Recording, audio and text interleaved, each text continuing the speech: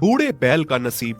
आज तो मैं मालिक से बात करके ही रहूंगा। उन्हें एक दूसरा बैल लाना ही पड़ेगा। मालिक के पास इतने सारे खेत हैं, वो भला मैं अकेला कैसे जोत सकता हूँ। बहुत समय से हरिराम के पास एक बैल था जिसका नाम चेतन है।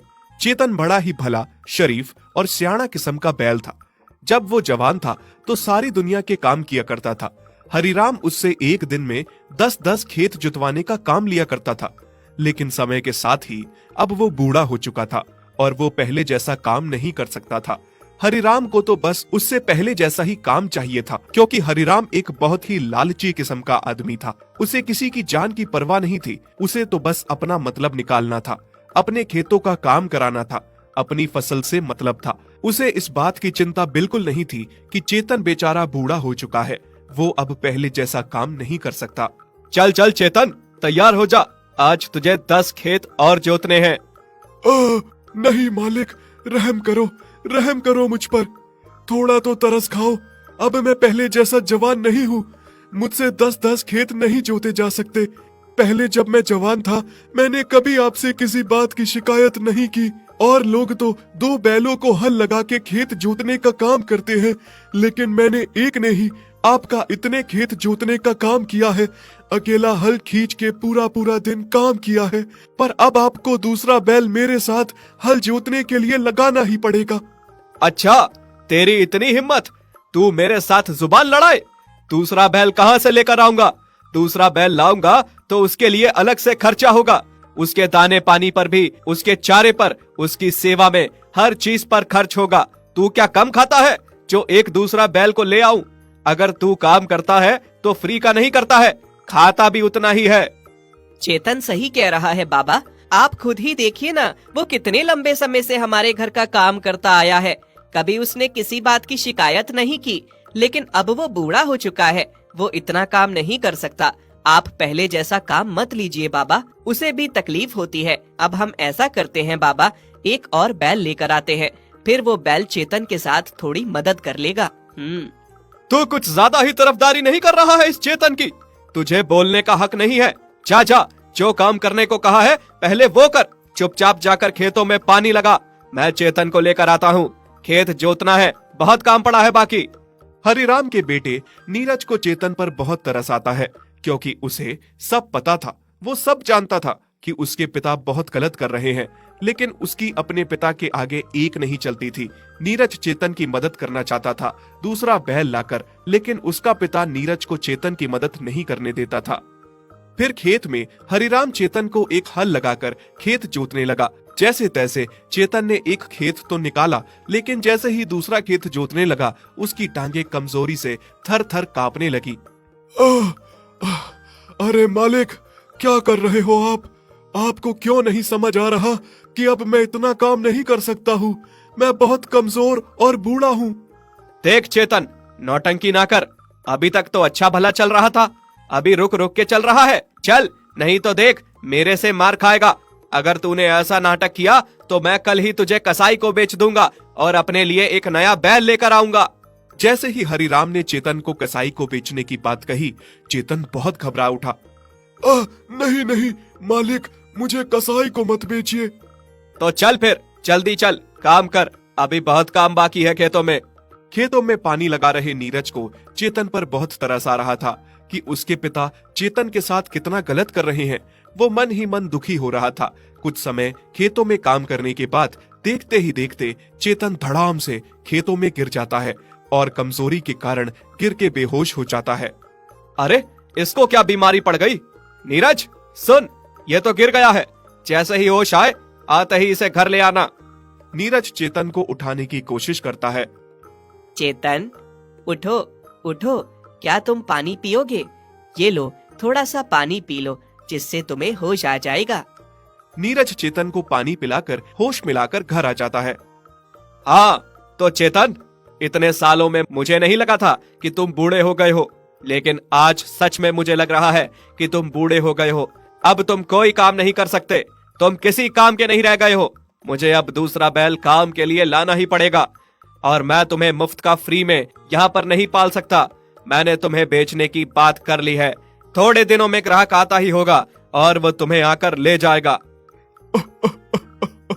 नहीं मालिक, नहीं, रहम कीजिए मुझ पर, मुझे ना बेचिए। बस मेरे उन दिनों को याद करके मुझे रख लीजिए। मैंने आपके खेतों में शिद्दत से दिन रात काम किया है। एहसान फरामोश, मैंने क्या तुम्हारे लिए कम किया है? जितना मैंने तुम्हें खिलाया पिलाया है, किसी दूसरे घर में होते तो आज तक तुम मर चुके होते। हरिराम अपने लिए एक जवान और नया बैल लेकर आता है।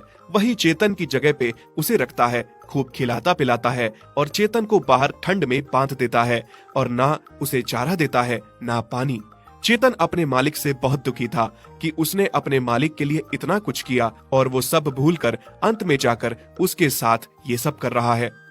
मालिक, आप इतने खुदगर्ज हैं, मुझे नहीं पता था। आज आपने एक नया और जवान बैल लाया, उसे अंदर बांध दिया और मुझ पर इतना भी तरस नहीं है, मुझे ठंड में बाहर बांध दिया और फिर ना पानी दिया ना चारा। क्या हम जानवरों की बस यही औकात है? बाबा, आप ये क्या कर रहे हो? नया बैल आने से आपने चेतन को बाहर बांध दिया, हालांकि अंदर जगह भी थी उसको भी अंदर बांधने के लिए, पर आपने उसे बाहर बांध दिया। इतनी ठंड में ना उसे खाना दिया ना पानी दिया। उस बेजुबान पर थोड़ा तो तरस खाओ। अरे बेटा, तुम इतनी चिंता क्यों कर लेते हो इन जानवरों की? ये जानवर होते ही ऐसे हैं, किसी काम के नहीं होते। कुछ समय तक काम आते हैं, उसके बाद फिर बूढ़े हो जाते हैं, फिर किसी काम के नहीं रहते। और वैसे भी इस चेतन का हमें करना ही क्या है, चाहे ठंड में बंधा हो या अंदर। और चारा पानी देकर ऐसे ही क्यों बर्बाद करना है? कल ग्राहक आता ही होगा, मैंने बात कर ली है, वो इसे ले जाएगा। अब तुम चलो, सो जाओ। इन जानवरों की इतनी चिंता मत किया करो। नए बैल को भी कल खेत में ले जाना है। नीरज अपने पिता की बातें सुनकर बहुत हैरान रह गया था कि कोई इंसान इतना खुदगर्ज कैसे हो सकता है। जिस बैल ने सारी उम्र उस घर के लिए इतना किया, अब वो उसके सारे एहसान भूलकर उसको मरने के लिए ठंड में छोड़ गया है। बाबा, अब मुझे ही कुछ करना होगा। आपको अपनी गलती का एहसास दिलाना ही होगा। नीरज ने अब सोच लिया था कि अपने पिता को उसकी गलतियों का एहसास दिला कर ही रहेगा। भाई, तुम बाहर क्यों बंधे हो इतनी ठंड में, और कुछ खा क्यों नहीं रहे हो? क्या तुम्हें खाना नहीं दिया है? मैं अपनी मर्जी से बाहर नहीं बंधा हूँ, मुझे मालिक ने बाहर बांधा है, क्योंकि अब मैं उनके किसी काम का नहीं रहा हूँ। क्या मतलब? पहले मैं भी तुम्हारी तरह जवान और हट्टा कट्टा था। जब मुझे मालिक लेकर आए थे और मैं उनकी एक ही दिन में 10-10 खेत जोत दिया करता था, अकेला ही। पर अब मैं बूढ़ा हो चुका हूँ, मालिक के किसी काम का नहीं रहा हूँ, तो अब उन्होंने मुझे बेचने के लिए ग्राहक को बुलाया है और इसी कारण मुझे बाहर ठंड में बांध दिया गया है। चारा दाना पानी कुछ भी नहीं दिया है। उन्हें लगता है कि मुझे कुछ खिलाएंगे पिलाएंगे तो उन्हें इसका कुछ फायदा नहीं होगा।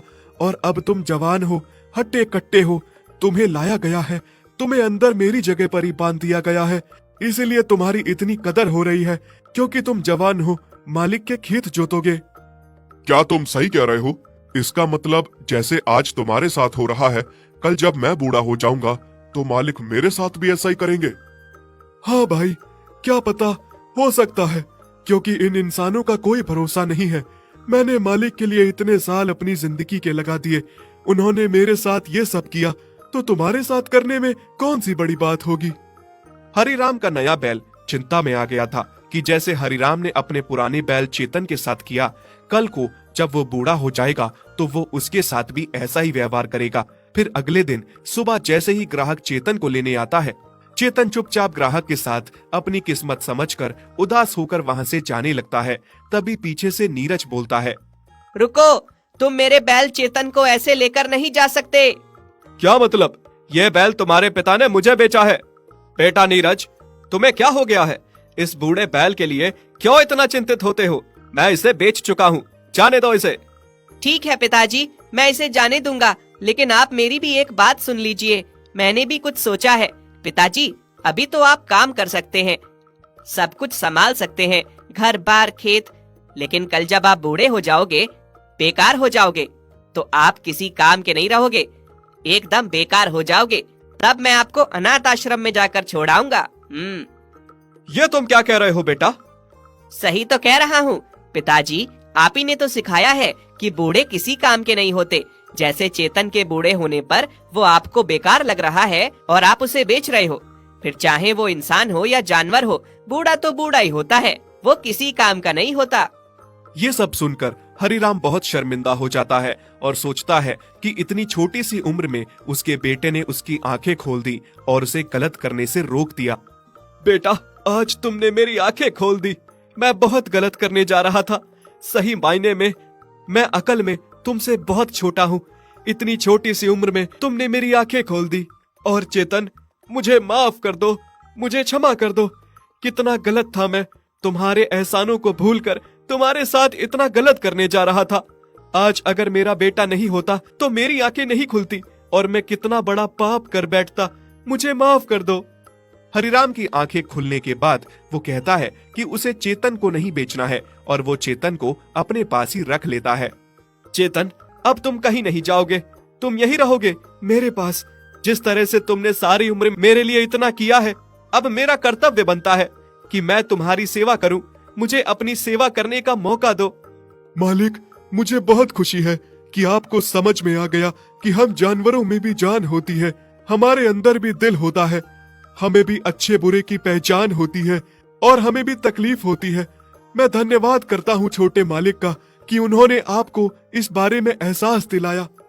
नहीं चेतन, तुम मेरा धन्यवाद मत करो, ये तो मुझे करना ही था। तुमने हमारे लिए इतना कुछ किया है तो हमारा कर्तव्य नहीं बनता क्या तुम्हारे लिए? अगर तुमने हमारे लिए कुछ भी नहीं किया होता तो भी हमारा कर्तव्य बनता कि हम तुम्हारी सेवा करें बुढ़ापे में। इस तरह से हरिराम चेतन को वापस रख लेता है और बुढ़ापे में उसकी खूब सेवा करता है। दोस्तों, इस कहानी से हमें यह सीख मिलती है कि बूढ़ा चाहे किसी का भी हो, इंसान का हो या जानवर का हो, बूढ़े होने पर किसी की महत्वता कम नहीं होती। अगर हम उसकी जवानी में कदर करते हैं तो बुढ़ापे में भी हमें उसको उतना ही सम्मान देना चाहिए। अगर आपको हमारी ये वीडियो अच्छी लगी तो प्लीज़ हमारे फेसबुक पेज को लाइक, शेयर, कमेंट और फॉलो ज़रूर करें।